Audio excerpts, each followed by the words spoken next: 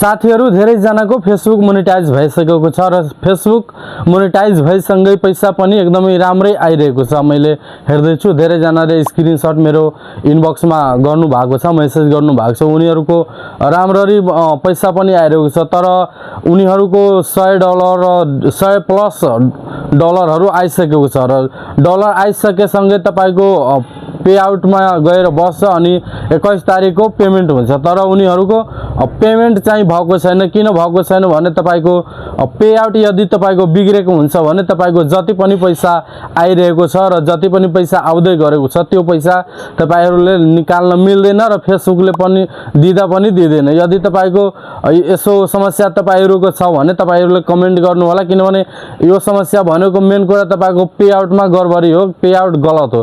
तपाईहरुले pay out राम्ररी new pay out create गर्नु होला। यदि तपाईहरुलाई न्यू पे आउट क्रिएट गर्न आएन भने तपाईहरुले मलाई मेसेज गर्नु होला वा यो भिडियोको कमेन्टमा तपाईहरुले कमेन्ट गर्नु होला र तपाईहरुले यदि चाहनुहुन्छ भने हामीले तपाईको न्यू पे आउट क्रिएट गरिदिन्छु र तपाईको जब आउँदै गरेको पैसाहरु हुन्छ त्यो सबै राम्ररी तपाईको बैंकमा तपाईको अपडेट हुन्छ। सो सबै जनाले कति जनाको यसो समस्या छ, फेसबुकमा पैसा आइरहेको छ तर बैंकमा आइरहेको छैन, कमेन्ट गर्नु होला। साथै यो पेजमा नयाँ हुनुहुन्छ भने यो पेजलाई फलो गरिदिनु होला। हस्त, धन्यवाद।